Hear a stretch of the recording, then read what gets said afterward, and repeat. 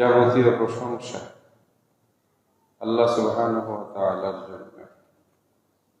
সকল অবস্থাতেই আল্লাহর প্রশংসা, তার প্রতি বিশ্বাস, তার প্রতি সবর, ধৈর্য, কঠিন অবস্থাতেও ভালো অবস্থাতেও আল্লাহর উপরে আস্থা রাখা, এটাই মুমিনের সবচাইতে বড় চারিত্রিক বৈশিষ্ট্য। যখন আমরা ভালো থাকি তখন আমরা আল্লাহকে খুব ভালো ভালো কথায় স্মরণ করি। আল্লাহ ভালো রেখেছেন, আল্লাহ ভালো চাকরি মিলিয়েছেন, আল্লাহ ব্যবসার মধ্যে ভালো বরকত দিয়েছেন। আজকে আল্লাহর রহমতে এই যে 5তলা 6তলা বাড়িটা শেষ করলাম, আল্লাহর রহমতে আপনাদের দোয়ায় ছেলেটাকে আমেরিকা পাঠিয়ে দিলাম। যত ভালো কাজে আমরা বেশি বেশি আল্লাহর কথা মনে করি। আবার একটু যখন বিপদে পড়ি তখন আমরা আল্লাহর উপরে বিরক্তও হয়ে যাই। অনেকে কিন্তু এরকম বলে ফেলে, কই আল্লাহর রহমত তো দেখি না, কই আল্লাহ না মানুষের সব বিপদ দূর করনেওয়ালা, কোথায়? আমি তো আল্লাহ তাআলার কিছু পাই না। আল্লাহ পাক কোরআন মাজিদে আজকে যে আয়াতগুলো তেলাওয়াত করেছি তার একটির ভিতরে এইভাবে আছে, ওয়ালা ইন আযাকনাল ইনসানা মিন্না রাহমাতান। আমরা যখন, আল্লাহ বলেন, আমি যখন মানুষকে আমার দয়া দ্বারা তাদেরকে পরিপূর্ণ করি, তারা যখন আমার দয়া এবং রহমত পায় তখন খুশি হয়। কিন্তু যখন তাদের এই প্রাচুর্য অথবা সম্পদ, ঐশ্বর্য, রহমত, আল্লাহর যে দয়া, এটা যখন আবার তাদের কাছ থেকে আল্লাহ তাআলা ছিনিয়ে নেন তখন এরা কুফরি করে, আল্লাহকে অস্বীকার করে ফেলে। আমাদের মধ্যে এই স্বভাব বৈশিষ্ট্য আছে। আবার যখন কেউ বিপদগ্রস্ত হয়, অসুস্থ হয়, সিঙ্গাপুর গিয়ে চিকিৎসা করে ভালো হয়ে আসে, তখন সমস্ত কৃতিত্ব ওই বিদেশি ডাক্তারদেরকে দেয়। সিঙ্গাপুরে গেছিলাম চিকিৎসা করার জন্য, এই জন্যই বেঁচে গেছে, বলেন এরকম। সময় মতো ডাক্তারের কাছে নিয়ে যাওয়া হয়েছিল বলেই আপনাদের সঙ্গে আবার দেখা করতে পারলাম। কথাটা কেমন হইল? এটা একটা জলজন্ত তাজা কুফুরি কথা হইল। এই যে সময় মতো যাওয়ার তৌফিক দিলেন কে? ডাক্তার মিলাই দিলেন কে? চিকিৎসার ব্যবস্থা সহজ করে দিলেন কে? আল্লাহ। আপনাদের আমাদের জীবনে অনেক ঘটনা আছে, আমি তো বাস্তব ঘটনাগুলো দিয়ে বোঝানোর চেষ্টা করি। আমরা দেখেছি যে রোগী মরে যাবে, নেওয়ার সময় রিক্সা পাওয়া যাবে না, গাড়ি খুঁজতে খুঁজতে 20 মিনিট, যাও একটা গাড়ি পাইলেন, ছেলে ধাক্কাইয়ে হাসপাতালে পৌঁছলেন, কে দেখেন? ডাক্তার। যাও ডাক্তার ধরে নিয়ে আসলেন, ওটা ব্যান্ডেজ করবে, ইঞ্জেকশন দেবে, নার্স নাই। রাত 1টা 2টা বাজে, যাও পাইলেন, এবার ঔষধ নাই। আর যেটাকে আল্লাহ পাক বাঁচাবে সবকিছু রেডি হয় না এরকম? গিয়ে দেখেন ডাক্তার আছে, ঔষধ আছে, সব ঠিক, রিক্সা গাড়ির সামনে দাঁড়ানো আছে। যেটাকে আল্লাহ পাক যেভাবে রাখবেন সেটাকে আল্লাহ সুবহানাহু ওয়া তাআলা চূড়ান্ত করেন। হে আল্লাহর বান্দারা, সকল অবস্থাতেই, আমরা বারবার বলি, সকল অবস্থাতেই আল্লাহর প্রতি পরিপূর্ণ বিশ্বাস, আস্থা রাখা, এটাই হলো ঈমান। বাংলাদেশের মানুষ এই জায়গায় ফেল। একটু এদিক সেদিক হইলে তাবিজ, কবজ, কবর, মাজার, পীর, শেষ পর্যন্ত যদি দেখে যে মাথায় ঝাঁকড়া চুল, তার কাছেও যায়, ইয়া বাবা ডাকে।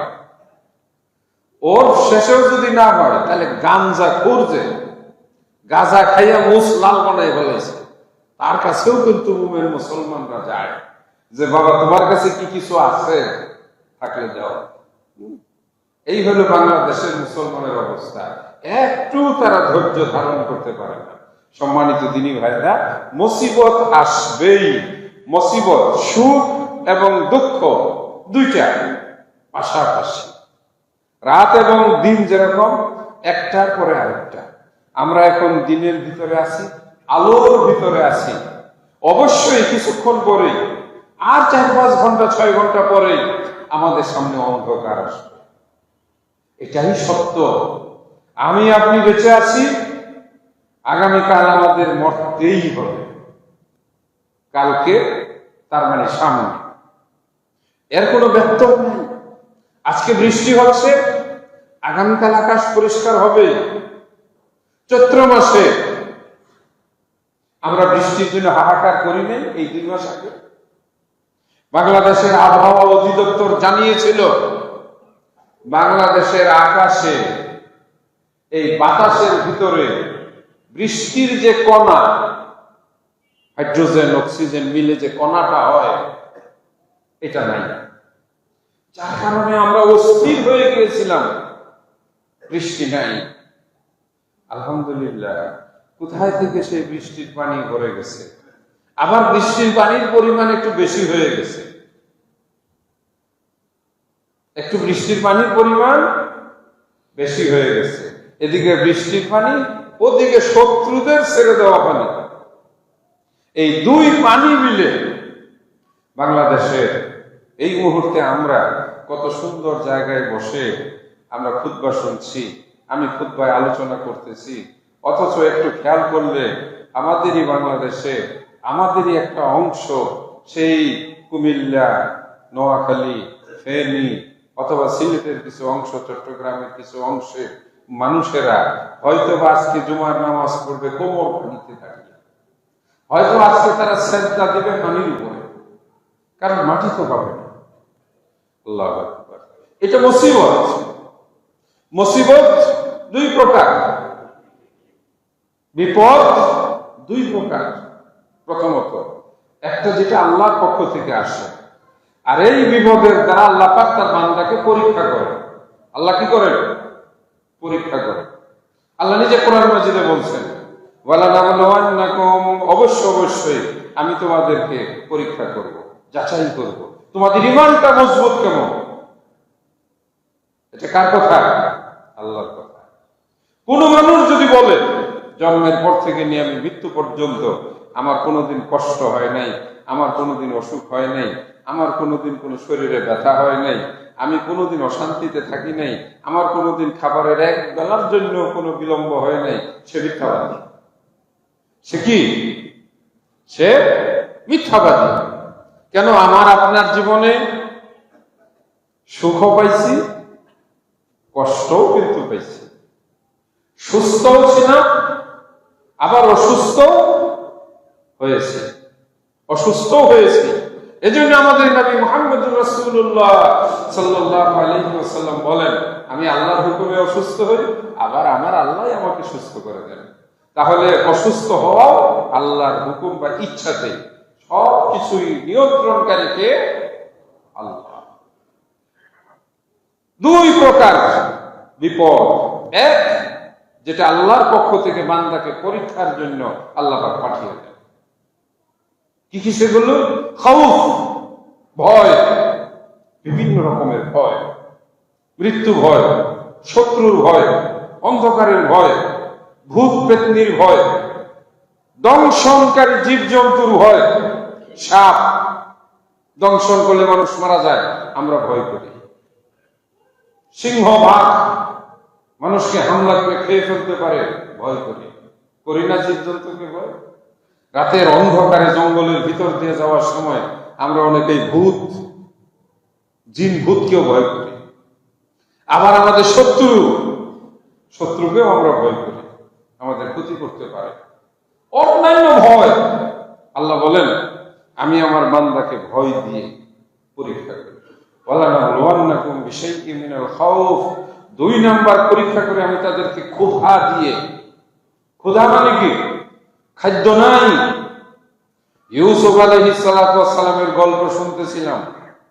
7 বছর 7টা মোটা তাজা গাভী যাদেরকে খেয়ে ফেলতেছে, শুষ্ক শুকনা হাড্ডিসার এরকম 7টা গাভী ইউসুফ আলাইহিস সালাম এটার স্বপ্নের অর্থ বলে দিয়েছিলেন, তোমার 7 বছর উৎপাদন বেশি হবে, ফসল ভালো হবে, পরবর্তী 7 বছর ফসল কম হবে। কি গুরুত্বপূর্ণ শিক্ষা! ইউসুফ আলাইহিস সালাম বললেন, ওই 7 বছরের জন্য এই 7 বছরের বেশি বেশি টাকা পয়সা নষ্ট করো না, কিছু রেখে দাও। আল্লাহর কোরআন শিখাইছে যুবক। ইউসুফ আলাইহিস সালামের গল্পে আছে, অনেক যুবককে দেখি নগদ ব্যবসায়ী, যারা নগদ ব্যবসায়ী, মানে আজকে সকালে কিনে বিকালে বিক্রি, ভালো লাভ হইলে 10 টাকার ভাড়া 30 টাকা দিয়ে দেয়। যেখানে বেড়াইতে আসতে ধরেন উত্তরা থেকে লাগবে 100 টাকা, 400 টাকা দিয়ে দেয়। বাজার অন্যরকম ভাবসা, কথাবার্তাতেই বোঝা যায় আজকে ভালো লাভ হয়েছে, আরেকদিন লাভ হয়নি, মুখ শুকনা। হযরত ইউসুফ আলাইহিস সালামের গল্পের ভিতরে শিক্ষা আছে, যদি আল্লাহ বেশি দেয় ওই নিয়ামতকে হেফাজত করো, যখন নিয়ামত থাকবে না, কম হবে, তখন এই নিয়ামত দিয়ে ওই দিন পার করো। এটা শুধু গল্প নয়, আজকে ইউসুফ আলাইহিস সালামের প্রসঙ্গ একটু থাকবে, তবে অল্প। আজকে আমাদের বিষয় হচ্ছে বন্যা সংক্রান্ত। নবী নূহ আলাইহিস সালাতু ওয়াস সালামের সময় সবচেয়ে বড় প্লাবন, ভয়ানক বন্যা হয়েছিল, যেটা আমরা জানি। তার কওম ছিল অবাধ্য, সেই অবাধ্য কওমকে আল্লাহ রাব্বুল আলামিন শাস্তি দেওয়ার জন্য বন্যা তথা ভয়ঙ্কর জলস্রোত আল্লাহ পাক পাঠিয়েছিলেন। সুবহানাল্লাহি ওয়া বিহামদিহি সুবহানাল্লাহিল আযীম। আপনারা কি মাঝে মাঝে ভাবেন, এই যে পানি আমরা গ্লাসে করে খাই, এই যে পানি আমরা বোতলের ভিতরে ভরে দোকানের মধ্যে রেখে দেই, এখন আমরা পানি আমাদের ফ্রিজের মধ্যে ঠান্ডা করার জন্য রাখি, পানির আরেক নাম জীবন। এই পানি দিয়ে সকালবেলায় গোসল করলাম, ওযু করলাম, এই পানি আমরা ব্যবহার করতেছি। পানির ভিতরে কি শক্তি আছে আমরা কি দেখি? অথচ এই পানি যখন ব্যাপক পানি হয়ে যায়, কিভাবে চোখের সামনে একটা বিল্ডিং, একটা বাড়ি, একটা রাস্তা, একটা বিশাল বড় রাস্তার উপরে ব্রিজ মনে হয় কাগজের পাতার মতো ভাসায় নিয়ে চলে যায়। এই যে বাতাস, আমরা নাক দিয়ে বাতাস নেই, আমরা বাতাসের ভিতরে বসে আছি। আমরা প্রত্যেকেই কোথায়? আমাদের মাথার উপরে 1 ইঞ্চি জায়গার উপরে 8 পাউন্ডের উপরে বাতাস। তার মানে আমার শরীরে কয়েক মন বাতাস চাইতে আছে, চতুর্দিক থেকে বাতাস, সেজন্য আমরা চপটা হয়ে যাই না। এই বাতাস চুপচাপ, অথচ আল্লাহ যদি একটু হুকুম করেন, বাতাস তুমি প্রবাহিত হও, কি অবস্থা? 60 কিলোমিটার, 80 কিলোমিটার, 100 কিলোমিটার, আর বলার দরকার নেই। তাহলে ঘর দুয়ার যা আছে সব ছিঁড়া উড়াইয়া ভাসায় নিয়ে যাবে, যখন এটার গতি আরো 100 কিলোমিটার বেড়ে যায়। তার মানে আল্লাহ সুবহানাহু ওয়া তাআলার এই যে বাহিনী, তার শক্তি, তার সৃষ্টি, যার ভিতরে আল্লাহ পাকের মহা কুদরত শক্তি লুকিয়ে রেখে দিয়েছেন। আল্লাহ কোরআন মাজিদে বলেন, আল্লাহর কোন আয়াতকে তুমি অস্বীকার করবে? ফাবি আইয়ি আলাই রাব্বিকুমা তুকাযিবান, ফাবি আইয়ি আলাই রাব্বিকুমা তুকাযিবান। আল্লাহ সুবহানাহু ওয়া তাআলার কোন নিয়ামতকে হে জিন এবং ইনসান তোমরা অস্বীকার করবে? তোমরা সেগুলোর কৃতজ্ঞতা প্রকাশ করবে না। বাতাসকে আল্লাহ পাক আমাদের জন্য কি সুন্দর করে দিয়েছেন, অথচ আল্লাহ যদি খালি বাতাসকে হুকুম করেন, ওর অহংকার, ওর সবকিছু মুহূর্তের মধ্যে চূর্ণ বিচূর্ণ করে দাও। আদ এবং সামুদ জাতি ছিল খুব শক্তিশালী, আল্লাহ রাব্বুল আলামিন তাদেরকে বাতাস দিয়ে মাটিতে এমন করে মিশিয়ে দিয়েছিলেন, বিরিহিন সারসারিন আতিয়া। বাতাসটার কথা আল্লাহ কোরআনের ভিতরে বলছেন। গরু ঘাস খাওয়ার পরে, জাবর কাটার পরে যেটা ফালায়, মানে কি ভুসি হয়ে যায়, ওই কওমের মানুষগুলো ওই প্রচন্ড তীব্র তুফানে এইভাবে একেবারে নিশ্চিহ্ন হয়ে গিয়েছিল। কিসের অহংকার মানুষের? আমরা একজন মানুষ যখন একা থাকি তখন আমাদের শরীরে অল্প শক্তি থাকে, 10 জন যখন একত্রিত হয় তখন শক্তির মাত্রা বাড়ে, 10,000 মানুষ যখন একত্রিত হয় তখন বড় বড় রাজসিংহাসনের অধিকারীরা পালায়া যায়। চেঙ্গিস খান, হালাকু খান, পৃথিবীর বিজেতা নেপোলিয়ন বোনাপার্ট, অথবা এই পৃথিবী তছনছ করে দিয়েছিল নাদির শানে লক্ষ লক্ষ লোক জবাই করেছিল। চেঙ্গিস খান 1 সাগর পরিমাণ মানুষ মেরেছিল। মাও সেতুং এত লক্ষ কোটি মানুষ মেরেছিল। কিন্তু যখন মানুষের ক্ষুদ্র ক্ষুদ্র মানুষের স্রোত যখন শাহবাগ থেকে বের হয়ে আসে তখন সব শক্তি চূর্ণ বিচূর্ণ হয়ে যায়। এটার নাম শক্তি। আল্লাহু আকবার। পানির কি শক্তি আমরা বহুবার দেখেছি, 88 বন্যা দেখেছি। তবে হ্যাঁ, এক বিপদ আল্লাহ সুবহানাহু ওয়া তাআলার পক্ষ থেকে পরীক্ষা করার জন্য, আরেক বিপদ সেটাও 2 প্রকার। একটা নিজে নিজে উপার্জন করা বিপদ, আরেকটা হলো অন্যের মাধ্যমে প্রাপ্ত বিপদ। আল্লাহ যেটা দেন বিনিময়ে আল্লাহ তার বান্দাকে পরীক্ষা করেন। এই পরীক্ষা করেন তার ঈমানের পরীক্ষা, যার কারণে আল্লাহ পাক তার সমস্ত নবী এবং রাসূলদেরকে পরীক্ষা করেছেন। আপনি যখনই ঈমানদার হবেন তখনই আল্লাহ রাব্বুল আলামিন আপনাকে পরীক্ষা করবেন। আপনাকে পরীক্ষায় পাশ করতে হবে, ঈমানের পরীক্ষায় উত্তীর্ণ হতে হবে। নবী আলাইহিস সালাতু ওয়াস সালাম, সাহাবায়ে আজমাইন তারা এইসব পরীক্ষা দিয়েছেন। এই ঈমানের পরীক্ষায় উত্তীর্ণ হয়েই তারা দুনিয়াতে থেকে জান্নাতের সুসংবাদ পেয়ে গেছেন। অর্জিত বিপদ, অপরের পক্ষ থেকে চাপিয়ে দেওয়া বিপদ। অপরের পক্ষ থেকে বিপদ কেমন? আপনি নিরপরাধ, আপনাকে ধরে নিয়ে গিয়ে কোনো অত্যাচারী আইন শৃঙ্খলা বাহিনীর লোক অন্ধকার কুঠুরিতে আপনাকে বন্দী করে দিনের পর দিন নির্যাতন করছে। আপনার সমস্ত পাপের দায় ভার ওই ব্যক্তি তার নিজের কাঁধে নিয়ে নিয়েছে। আপনাকে যতটা আঘাত করেছে অন্যায় ভাবে, কিয়ামতের দিন আপনাকে তার সামনে হাজির করে বলা হবে আঘাত করে। আল্লাহ বলবেন আমি কখনো কারো উপরে কোনো জুলুম করব না। এটা হলো অপরের। আমাদের বাংলাদেশ ঘুমন্ত মানুষগুলো শুয়ে আছে, আর এই সুযোগে তারা তাদের পানির সুইচ গেট খুলে দিয়েছে। এক রাত্রের ভিতরে প্রচন্ড গতিতে লক্ষ লক্ষ কোটি কোটি টন পানি যখন তীব্র গতিতে বাংলাদেশে ঢুকেছে, আমরা কি দেখছি? এখন তো মিডিয়া আমাদের হাতে, যে মুহূর্তের মধ্যে রাস্তা, কালভার্ট, বাড়িঘর, গরু ছাগল, এমনকি মায়ের কোলের সন্তান পানির স্রোতে ভেসে যাচ্ছে। তাদের বর্ণনা, আমরা রাত্রে বিছানায় শুয়েছি, মুহূর্তের মধ্যে পানি এসে এই 1 হাত 2 হাত হাঁটু পর্যন্ত, চাল পর্যন্ত উঠে গেছে, টিনের ঘরগুলো ডুবে গেছে। এইটা মানুষের চাপিয়ে দেওয়া বিপদ।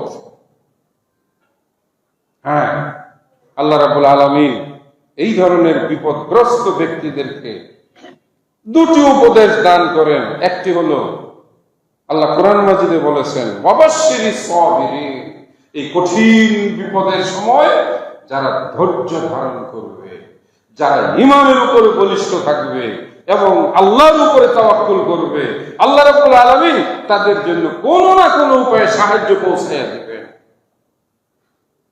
সাগরের ভিতরে ডুবন্ত নৌকা, একটা মানুষ সেখানে ভাসছে, পৃথিবীর কেউ জানে না, কোনো মোবাইল নেই, কোনো নেটওয়ার্ক নেই, অথচ আল্লাহ সুবহানাহু ওয়া তাআলা তাকে ওই সাগরের মাঝখান থেকেও কিন্তু উঠিয়ে বাঁচিয়ে দিয়েছেন। এরকম বহু ঘটনা আছে। গায়েবী মদদ যাকে বলা হয়, তাকদীর। একজন বেঁচেছে কিন্তু 10 জন ডুবে মরে গেছে। এই ডুবন্ত মানুষের জন্য, মৃত্যুবরণকারী মানুষের জন্য আল্লাহ পাক একটা সুসংবাদ দিয়েছেন। আগুনে পুড়ে, পানিতে ডুবে, প্লেগ, মহামারী, বসন্ত, এই যে কিছুদিন আগে, কয়েক বছর আগে করোনা, এই ধরনের ভয়ানক রোগের কারণে শিশু সন্তানকে জন্ম দিতে গিয়ে এরা যদি মৃত্যুবরণ করে, আল্লাহ রাব্বুল আলামিন এদের কিয়ামতের দিন উচ্চ মর্যাদা, শাহাদাতের মর্যাদা দান করবে। লস নেই, ইমানদারের লস নেই। অন্ধকার আয়না ঘরের ভিতরে কোনো মোমেনকে নিয়ে কোন জালেম অত্যাচারী নিষ্ঠুর কোন ব্যক্তি যদি তাকে নির্যাতন করে মেরে ফেলে দিয়ে থাকে, ওই মৃত্যুবরণকারীর কিন্তু কোনো লস নাই, আলহামদুলিল্লাহ। কেন? সে শাহাদাতের মর্যাদা পাবে, কারণ তার উপরে জুলুম করা হয়েছে। আর জালেম আল্লাহ পাক তাকে ঢিল দেয়, আর এক সময় আল্লাহ রাব্বুল আলামিন তাকে এমন ভাবে ধরে ফেলে যে সে তার জ্ঞান দিয়ে চিন্তাও করতে পারে না। আমরা দেখছি, মাঝে মাঝে আশ্চর্য হচ্ছি আল্লাহ সুবহানাহু ওয়া তাআলার এই কুদরত মহিমাগুলো। আল্লাহু আকবার।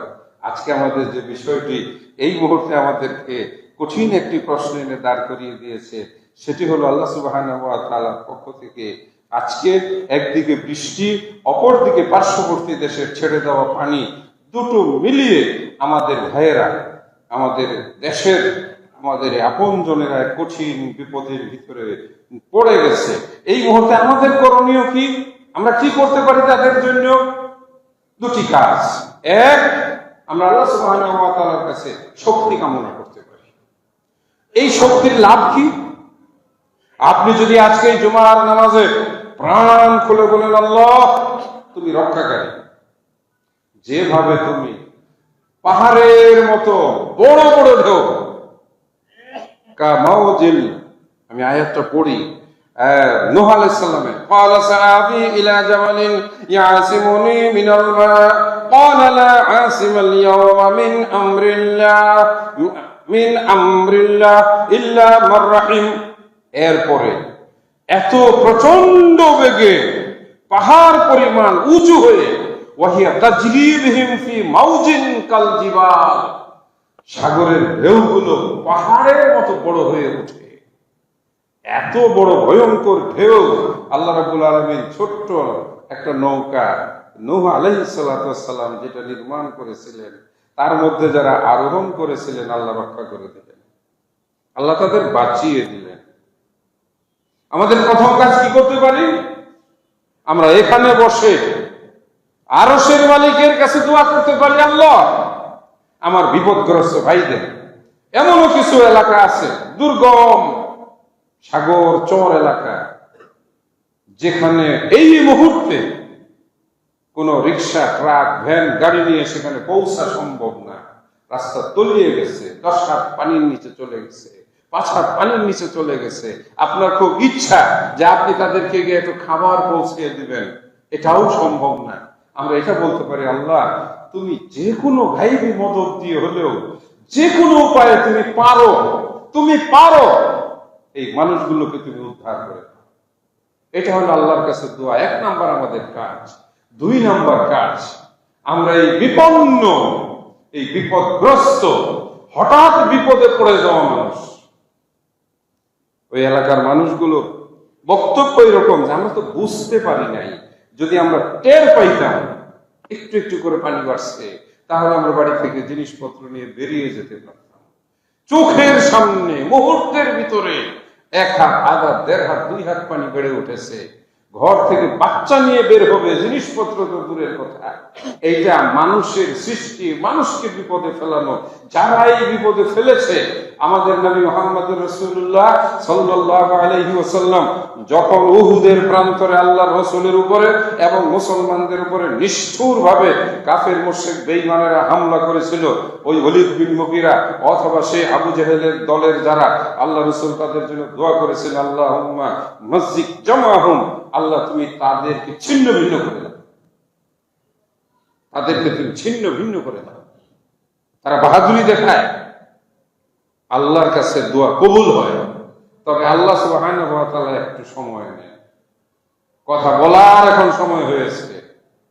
ওরা এক সময় পানি বন্ধ করে রাখবে, আর এক সময় পানি দিয়ে ডুবাইয়া রাখবে।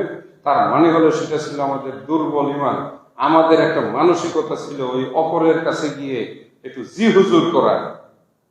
আলহামদুলিল্লাহ, এখন মানুষের সাহস বেড়েছে, ইমানের শক্তিতে বলিয়ান হয়েছে। এখন বলছে যে সেই দিন ভুলে যাও, মন চাইলে পানি বন্ধ করে দিলাম, মন চাইল পানি দিয়ে ডুবাইয়া দিলাম। এজন্য মুমিনদেরকে একমাত্র তাওয়াক্কুল করার কথা আল্লাহ সুবহানাহু ওয়া তাআলা। মুমিন যখন কাফেরের উপরে তাওয়াক্কুল করে, যতদিন পর্যন্ত ফিলিস্তিনিরা আমেরিকার সাহায্যের উপরে অথবা ইউরোপের সাহায্যের উপরে আশা করবে, ততদিন ফিলিস্তিন মুক্ত হবে না, শুধু তারা মাইর খেয়ে যাবে। যেদিন তারা সব কিছু ছেড়ে দিয়ে আল্লাহর উপরে ভরসা করে ঝাঁপিয়ে পড়বে, সেদিন আকাশ থেকে আবাবিল পাখি নেমে আসবে, সেদিন আকাশ থেকে আল্লাহ রাব্বুল আলামিনের সাহায্য নেমে আসবে। আল্লাহ আছেন, আল্লাহই তিনি থাকবেন। ওয়াল আউয়ালু ওয়াল আখিরু ওয়াজ যাহিরু ওয়াল বাতিনু। আমরা দুনিয়াতে এসেছি মাত্র 60 থেকে 70 বছরের জন্য। আমাদের এত ফলাফলের কি আছে? হ্যাঁ, কমলাপুর স্টেশন পাকিস্তান আমলে এটা বানানো হয়েছে। এই স্টেশন দিয়ে কত মানুষ আসছে গেছে, তারা শত শত মানুষ কবরে চলে গেছে। স্টেশন কিন্তু স্টেশনের জায়গাতেই রয়ে গেছে। আমরা এই পৃথিবীর একটা স্টেশনের যাত্রী। আমরা এসেছি মাত্র 60 বছর থেকে 70 বছর অথবা 75-78 বছর, এই তো না হয় 80 বছর। তারপরে আমাদেরকে দুনিয়ার স্টেশন ছেড়ে চলে যেতে হবে। যতদিন আমরা এই স্টেশনে আছি, আল্লাহর উপরে পূর্ণ বিশ্বাস নিয়ে থাকি, আল্লাহর বান্দাদেরকে আমরা আল্লাহর বিশ্বাস ঈমানের শিক্ষা দান করি, এটাই হচ্ছে আমাদের সবচেয়ে বড় সম্পদ। আল্লাহ আমাদেরকে সেটা দান করুন বলি আমি। আলোচনা করছিলাম বিপদের কথা। হযরত নূহ আলাইহিস সালাতু ওয়াস সালামকে আল্লাহ নির্দেশ দিয়েছিলেন, ওয়াসনাইল ফুলকা বিআয়ুনিনা ওয়া ওয়াহিনা ওয়া লা তুখাতিবনি ফিল্লাযীনা যালামু ইন্নাহুম মুগরাকুন। আল্লাহ পাক নূহ নবীকে ডাক দিয়ে বললেন, হে নূহ, তুমি তোমার কওমকে, হ্যাঁ, গজব, গজবের বাংলা হলো ক্রোধ। ক্রোধ মানে হলো রাগ। রাগের মাধ্যমে যেটা মানুষের প্রকাশিত হয়, ক্রোধ, ভিতরে খুব রাগ হয়েছে, জিনিসটা ভিতরে যখন থাকে তখন এটার নাম হয় কি? ক্রোধ। আর ক্রোধ যখন বিকাশ পায়, প্রকাশ পায়, তার ফলাফল যখন হয়, সেটার নাম হচ্ছে ধ্বংস। একটা রাগান্বিত মানুষ রাগে কি করে? সামনে একটা গ্লাস থাকলে ভেঙে ফেলায়। ভিতরে যতক্ষণ ক্রোধ থাকে সেটা ক্রোধ হিসাবে থাকে। এটা যখন বাহিরে প্রকাশ পায় তখন কোনো না কিছু ধ্বংস সাধন করে। এটার আরবি হলো গজব। আমরা কি বলি এটাকে? গজব। মানুষ যখন আল্লাহর হুকুম, আল্লাহর নির্দেশ অমান্য করতে করতে করতে করতে করতে করতে এমন একটা পর্যায়ে চলে যায়, তখন আল্লাহ রাব্বুল আলামিনের ক্রোধ ওই কওমের উপরে গিয়ে পড়ে। তার মানে তখন ওই কওম ধ্বংস হয়ে যায়। নূহ নবীর কওমকে আল্লাহ পাক এভাবেই ধ্বংস করেছিলেন। পৃথিবীতে যতগুলো ধ্বংস হয়েছে সবগুলো আল্লাহর গজব। এই জন্য আমরা নামাজের ভিতরে কি বলি? গায়রিল মাগদুবি আলাইহিম ওয়ালা দাল্লিন। আল্লাহ, তুমি যাদের উপরে রাগান্বিত হয়েছো, ক্রোধান্বিত হয়েছো, গজব দিয়েছো, আমাদেরকে তুমি তাদের অন্তর্ভুক্ত করো না। সম্মানিত দিনী ভাইয়েরা, আজকের এই পরিবেশে নূহ আলাইহিস সালামের ঘটনা থেকে আমরা কিছু কথা নিয়ে কিছু উপদেশ এখান থেকে নেব, যে আল্লাহ সুবহানাহু ওয়া তাআলা এই কঠিন বিপদের সময়ও যারা আল্লাহর উপরে নির্ভরশীল ছিলেন, আল্লাহ তাদেরকে রক্ষা করেছেন। ওয়ায়াসনাউল ফুলকা ওয়া কুল্লামা মাররা আলাইহি মালাউম মিন কওমিহি সাখিরু মিনহু ক্বালা ইন তাসখারু মিন্না ফাইন্না নাসখারু মিনকুম কামা তাসখারুন। নূহ আলাইহিস সালাতু ওয়াস সালাম নৌকা বানালেন, মাটির উপরে রাখলেন। নেতারা যখন যায় ওই নৌকা নিয়ে ঠাট্টা মশকরা করে। নূহ নবীকে নিয়ে ঠাট্টা মশকরা করেছিল। এটা যারা অবাধ্য তাদেরকে সতর্ক করার জন্য। মনে রাখতে হবে, আপনার উপরে যদি কোনো বিপদ আসে, হয়তো আপনি ওই বিপদের সঙ্গে জড়িত ছিলেন না, আপনাকে আপনার সারা জীবনের ইতিহাস খুঁজে দেখতে হবে। হয়তো নিজে চুপে চুপে গোপনে কোনো একটা বড় অন্যায় করেছিলেন, আল্লাহর কাছে সেটা লিপিবদ্ধ আছে, আপনার আমল নামায় লিপিবদ্ধ। 30 বছর করে আপনার সেটার জন্য আল্লাহ যদি পছন্দ করেন, দুনিয়াতে শাস্তি দিয়ে আপনাকে মুক্ত করে জান্নাতবাসী বানায়। এটা হলো মুমিনের জন্য। সীমা লঙ্ঘনকারী কোনো ব্যক্তি যদি 20 বছর আগেও একটা নিষ্পাপ শিশুকে খুন করে থাকে, 80 বছর বয়সে গিয়েও নিরপরাধ ব্যক্তি, কোনো খুনের না, পাশের গ্রামে খুন হয়েছে, ওই ব্যক্তি খুনের মামলার হুকুমের আসামি হয়ে গেছে। হয় না এরকম? সে হয়তো বলবে আমি তো এই খুন করিনি, আমাকে নাম দেওয়া হয়েছে আমি মিথ্যা, কিন্তু তার আমল নামায় লেখা আছে 20-30 বছর আগে সে একটা নিষ্পাপ শিশুকে হত্যা করেছিল। পৃথিবীর কেউ দেখে নাই, কিন্তু একজন তো দেখেছেন। তিনি কে? তিনি আল্লাহ। অর্থাৎ এই কথাগুলোর সাথে ওই কথার মিল আছে। ইয়া আইয়ুহাল্লাযীনা আমানু তাকুল্লাহ, হে ঈমানদারেরা, সকল অবস্থায়, গোপনে প্রকাশ্যে, তোমরা তোমাদের অন্তরে আল্লাহকে এইভাবে ভয় করো, এইভাবে ভয় করো যেন তুমি আল্লাহ চোখের সামনে হাঁটছ। আল্লাহ তোমাকে সব কিছু দেখছেন। ভয়, যে কওমের ভিতর থেকে ভয় উঠে যায়, আল্লাহ রাব্বুল আলামিন তাদের উপরেই বিপদ একটার পরে একটা করে তাদের প্রেরণ করেন। নূহ আলাইহিস সালাতু ওয়াস সালাম তার ছেলেকে ডাক দিয়ে বলেছিল, হে আমার পুত্র, তুমি তোমার স্বভাব চরিত্র পরিবর্তন করো, তুমি পিতার প্রতি অনুগতশীল হও এবং তুমি আমার সাথে নৌকায় আরোহণ করো। অহংকারী ছেলে, এটা সূরা হুদের ঘটনা। قال اركبوا فيها بسم الله مجريها ومرساها إن ربي لغفور رحيم। যখন তারা নৌকায় আরোহণ করেছিলেন এই দোয়া করেছিলেন। এজন্য নৌকায় আরোহণ করা, মোটরসাইকেলে আরোহণ করার জন্য এক দোয়া, নৌকায় আরোহণ করার জন্য আরেক দোয়া। নৌকা, লঞ্চ, পানিতে যে চলে স্টিমার, বিসমিল্লাহি মাজরিহা ওয়া মুরসাহা ইন্না রাব্বি লাগাফুরুর রহিম। বাসে, ট্রাকে, মোটরসাইকেলে সুবহানাল্লাযী সাখখারা লানা হাযা ওয়া মা কুন্না লাহু মুকরিনিন ওয়া ইন্না ইলা রাব্বিনা লামুনকালিবুন। কষ্ট করে একজন মুসলিম হিসাবে আমাদের প্রত্যেকের এই দোয়াগুলো জানা দরকার, মুখস্থ করা দরকার। কোরআন মাজিদে বর্ণিত যে দোয়াগুলো, বিশেষ করে আমাদের নবী মুহাম্মদুর রাসূলুল্লাহ সাল্লাল্লাহু আলাইহি ওয়াসাল্লাম যে বাক্যগুলো দিয়ে, যে কথাগুলো দিয়ে দোয়া করেছেন, ওই দোয়াগুলো মুখস্থ করা আমাদের প্রত্যেকের জন্য একান্ত জরুরি বিষয়। দুঃখজনক হলেও সত্য, বাজারে বানাওয়াট ওজিফার বই, দোয়ার বই, তাসবির বই, নুরুল কোরআন, মারিফুল কোরআন, অথবা ওই যে সেই বেহেশতি জওয়ার, অথবা অন্যান্য যে কিতাবগুলো বাজারে পাওয়া যায়, এই বানাওয়াট দোয়ার বই আমাদের অনেকের ঘরের মধ্যে আছে। আমাদেরকে সে অনেকে জিজ্ঞাসা করে যে এই ওজিফা পড়লে বলে এই কিছু হবে? কোরআনেও নাই, হাদিসেও নাই। নূহ আলাইহিস সালামের দোয়া বলে সেদিন নৌকায় আরোহণ করেছিলেন। আল্লাহ রাব্বুল আলামিন তাদেরকে সেই পাহাড় পরিমাণ বড় বড় ঢেউয়ের ভিতরে ছোট্ট নৌকাকে ভাসিয়ে ভাসিয়ে এক পর্যায়ে তাদেরকে আল্লাহ সুবহানাহু ওয়া তাআলা যদি পর্বতে তাদেরকে সেখানে অবতরণ করিয়ে আবার পৃথিবীকে নতুন ভাবে তিনি সাজিয়ে তুলেন। তার মানে হলো একটি ধ্বংসের পরে আবার সেখানে আল্লাহ রাব্বুল আলামিন সেই ধ্বংসের মধ্যে আবার জীবনের সূচনা করেন। এটাই আল্লাহ পাকের কুদরত। সুতরাং আল্লাহ বলেছেন, ওয়াবাশশিরিস সাবিরিন, তুমি সুসংবাদ দাও, সুসংবাদ দাও। এখন যাদের বিপদ, আগামীকাল আল্লাহ পাক তাদের বিপদ দূর করে দিবেন। বিপদের মাধ্যমে আল্লাহ ওই ব্যক্তিকে পরীক্ষা করেন সে কতটা আল্লাহর উপরে নির্ভরশীল। বিপদের মাধ্যমে দূরে যারা আছে আল্লাহ তাদেরকে পরীক্ষা করেন, তারা তার ভাইয়ের জন্য, আল্লাহর বান্দার জন্য, এক মুসলমানের উপরে ন্যূনতম 6টি হক যখন সে বিপদগ্রস্ত হবে তার পাশে গিয়ে দাঁড়াবে।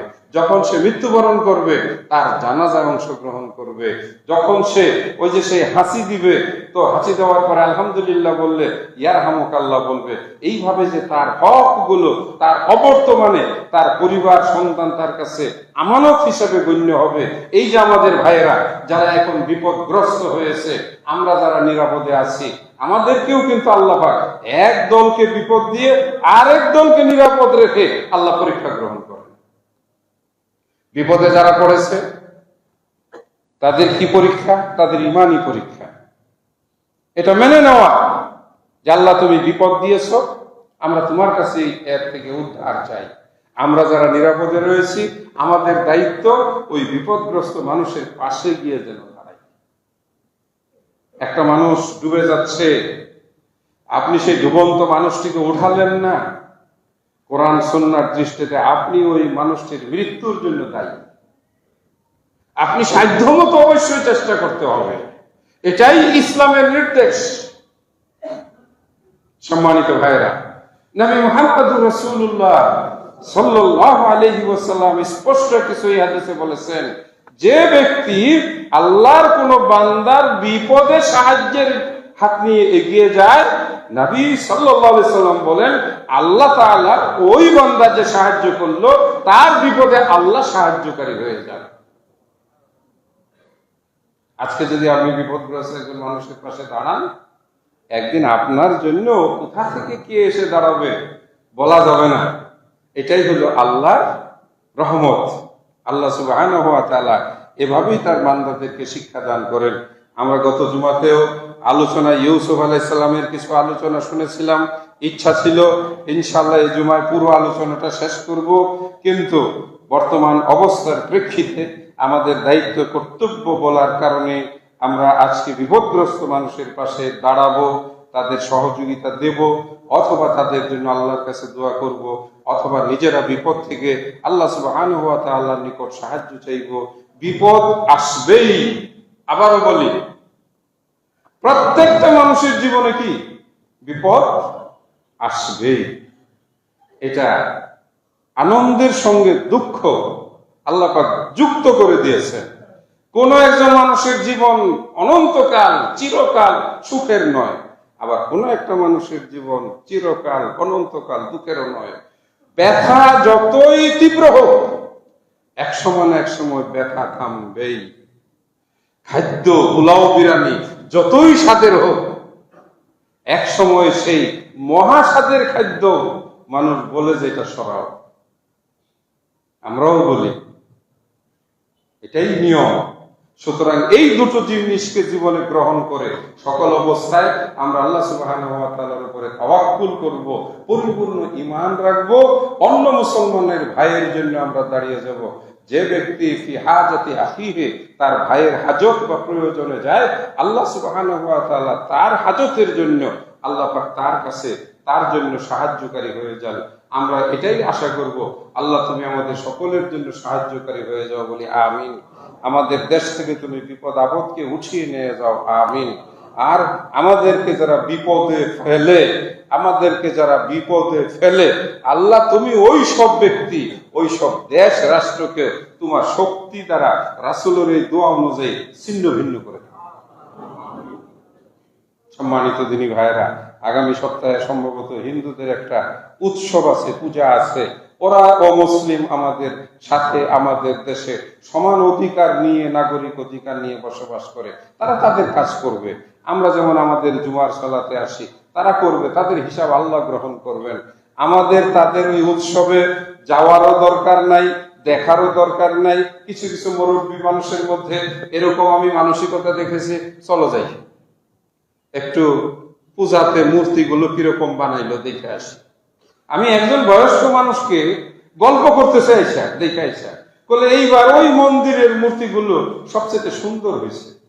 এই মুসলমান, এই বুড়া, তোমার কে বলছে মন্দিরের মূর্তি সুন্দর হয়েছে না কালো হয়েছে? তোমার ওখানে যাওয়ার দরকার কি? তুমি জানো না এটা হারাম মূর্তি, এটা ইসলাম গ্রহণ করে না। মূর্তি তাওহীদের সঙ্গে চলে না। আল্লাহ পাক যদি ক্রোধান্বিত হন মুহূর্তের ভিতরে মূর্তি মুক্ত দেশ বানাইতে পারে। কিন্তু যারা অমুসলিম, ইসলাম এটা বলে না যে তাদের ধর্মে কর্মে আমরা বাধা দিব। ইসলাম বলে আমরা তাদেরকে দাওয়াত দিব, সত্য জিনিস তুলে ধরব।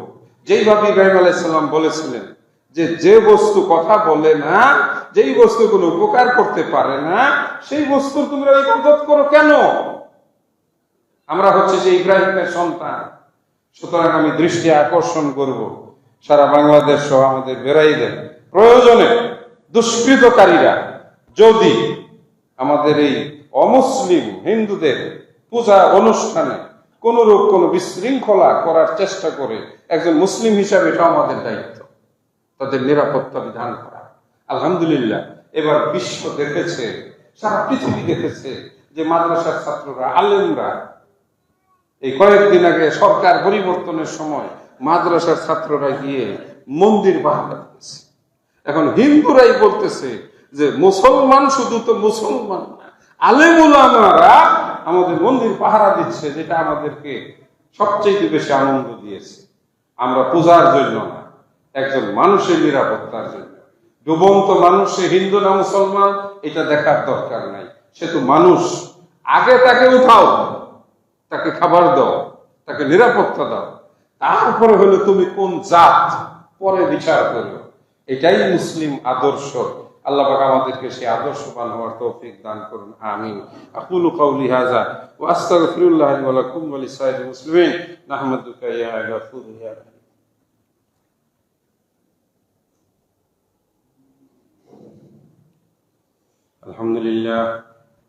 আলহামদুলিল্লাহ নাহমাদুহু ওয়া নাস্তাঈনুহু ওয়া নাস্তাগফিরুহু ওয়া নু'মিনু বিহি ওয়া নাতাওয়াক্কালু আলাইহি ওয়া নাউযু বিল্লাহি মিন শুরুরি আনফুসিনা ওয়া মিন সাইয়্যিআতি আ'মালিনা মান ইয়াহদিহিল্লাহু ফালা মুযিল্লা লাহু ওয়া মান ইউযলিলহু ফালা হাদিয়া লাহু ওয়া আশহাদু আন লা ইলাহা ইল্লাল্লাহ ওয়া আশহাদু আন্না মুহাম্মাদান আবদুহু ওয়া রাসূলুহু আরসালাহু বিল হাক্কি বাশীরান ওয়া নাযীরা।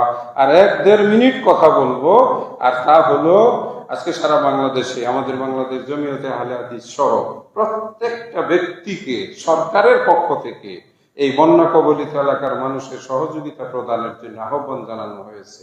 আপনি 10টা টাকা দিয়ে হলেও অংশগ্রহণ করবেন। আসলে আমরা যারা এই যে এই সুন্দর জায়গায় বসে আছি, আমরা কিন্তু ভাবতে পারি না ওদের রান্না করার মতো হয়তো বা তাদের চাউল আছে, সবই আছে, কিন্তু ঘরে কোমর পর্যন্ত, মাথা পর্যন্ত পানি। কোথায় রান্না করবে? একটা মানুষ মরে গেছে, নিয়ে নিয়ে ঘুরতেছে, কোথায় তাকে মাটি দিবে? এই অবস্থা হয়তো সারা জীবন থাকবে না, 5 দিন 10 দিন, কিন্তু এই মুহূর্তে তাদের দরকার খাবার, তাদের দরকার সহযোগিতা। এমনকি অনেকেই বাড়ি ঘরে সব কাপড় চোপড় ফেলাই আসছে, বেঁচে চলে গেছে, একটা লুঙ্গি, একটা জামা গেঞ্জি, এটাও সহযোগিতা দরকার। তাদের ঔষধ, এমনকি বিশুদ্ধ পানি, water water and water everywhere but not a drop of water for drink. একটা ওই যে সেই বিখ্যাত সাহিত্যিকের লেখা যে সাগরে পানি আর পানি, কিন্তু 1 ফোঁটা পানিও নাই খাওয়ার মতো। বন্যায় তো খালি পানি আর সেই পানি খাওয়া যায়? আপনি একটা পানির বোতল কিনে দেন না। আমাদের যুবকরা, আলহামদুলিল্লাহ, এই যে যুবকরা, বৈষম্য বিরোধী ছাত্র যুবকেরা বাংলাদেশের ইতিহাসে যে স্বর্ণাক্ষর ইতিহাস রচনা করলো, এরা আবার তারা ঝাঁপিয়ে পড়েছে বন্যার্তদের পাশে দাঁড়ানোর জন্য। এটা ভালো লক্ষণ। আমরা যারা বয়স্ক যেতে না পারি, আমরা কিছু অর্থ দিয়ে, ঔষধ দিয়ে, না হয় 5 বোতল 2 বোতল পানি দিয়ে নিয়ে যাও, তোমরা পৌঁছিয়ে দাও। সবাই অংশ নেবে ইনশাআল্লাহ। আল্লাহ আমাদেরকে কবুল করুন, তৌফিক দান করুন, আমিন।